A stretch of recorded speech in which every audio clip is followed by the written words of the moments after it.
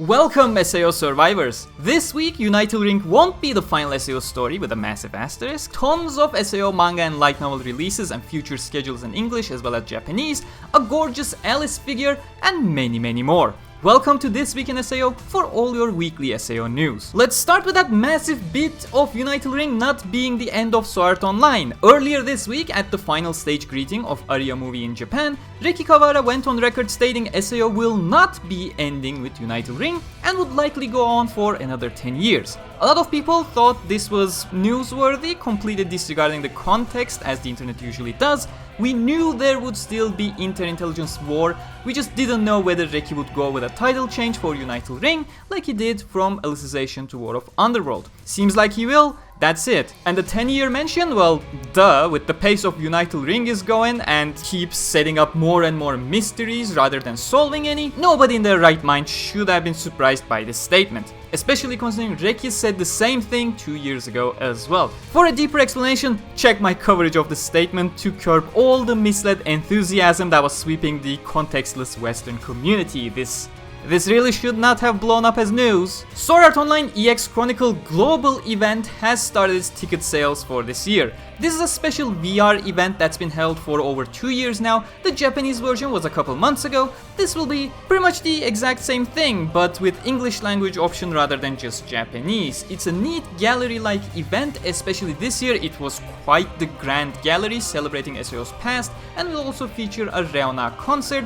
While it is a VR event, you do not need a VR headset to participate. You can just log in traditionally with a mouse and keyboard just fine, and even from a browser from your laptop or mobile device. The event will be accessible from February 22nd until March 11. Light novel and manga releases. Oh boy, we got a whole lot of news about that this week. Yen Press's Alternative GGO Online Manga Volume 4 translation was released earlier this week. The manga is quite far behind in the series, and this one basically covers the end of the first squad jam. Despite Fukajiro being on the cover there, she appears at the very end a little. Well, the manga is not even halfway through with the events of the anime. If you want more AGGO in your life, the light novels is far beyond. All you need to do is start with AGGO Light Novel Volume 4 and you have the light novels translated all the way up to and including Volume 10 for now, with 2 more to come from Yen Press. Time to open up your digital calendars to make notes. During our regular checkup of Yen Press's upcoming releases, we realized a couple of SAO projects have been added to their calendar. SAO Volume 24 Unital Ring 3 was already scheduled for April 19 already, but adding to this, March 22 will see the release of Project Alicization Manga Adaptation Volume 4, May 17 has Progressive Light Novel Volume 8 scheduled featuring the second half of Floor 7, and June 21 features not only Project Alicization Manga Adaptation Volume 5, but also Abeshi Artworks Wanderers translation as well, which comes with not only gorgeous visuals of all Lens and many anime works by Abeshi, but also an SAO side story, Prismatic Colors. Reminder that Progressive Volume 7 came out quite recently. Links will be below in the description if you still haven't grabbed it before you go for that Progressive Volume 8. Meanwhile, in Japan, Scherzo of Deep Night manga adaptation has come to a conclusion with Chapter 3 finishing its adaptation of the contents of Floor 5. Nowadays, it's just getting rarer and rarer for a manga adaptation to actually finish adapting its content as intended before the anime comes along and surpasses it,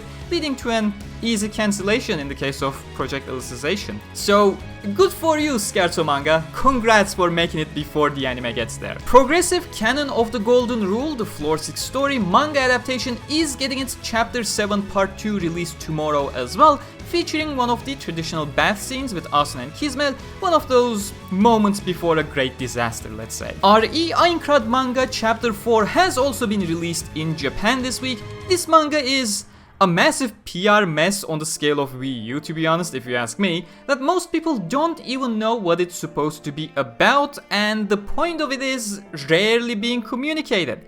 And this surely was not helped by the fact that the manga started by adapting Kirito's time with Klein during the beginning of SAO, making people think it was a pointless cash grab. By all means it isn't, as the second chapter adapted the first day side story, so the general goal has been to cover previously unadapted content and is generally faithful to the source material it is adapting from.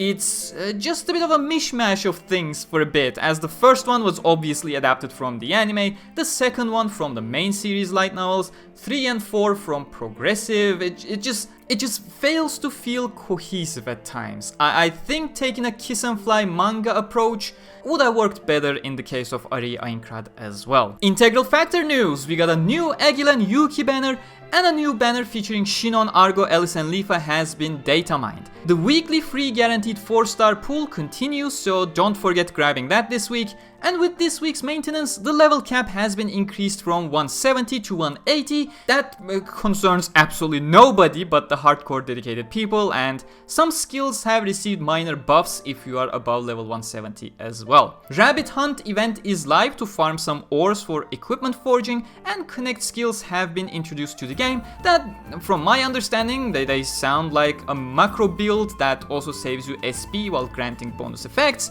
I didn't care enough though. After all, I'm just here for the story, and the exact setup I had 2 years ago, it's still working just fine. On the side of Unleash Blading, very uneventful week. 2 Beginner's Dash banners have been reissued for the time being, so you may want to grab them. And there is currently a daily login bonus that gives you a 1 guaranteed 4-star pool each day. Back in the real world, Japan just keeps receiving more beautiful merch. Aria of a Starless Night themed Kirito-Asuna and Mito bracelets are now on sale, but even more impressive, Crystal Dress Alice 1/7 scale figure is opening up for orders on January 31st, so if you're an Alice fan, it's time to open up your wallet to Japanese proxy shipping websites. Also, Kirito and Asuna themed watches by Cospa have been announced to go on sale in May for almost 6k Japanese yen. Cospa also has more Aria merch available featuring Kirito, Asuna and Mito acrylic stands, keychains and t-shirts. Additionally, the Asuna Nightwear figure from Aniplex Plus will also be bundled with a 2-sided acrylic stand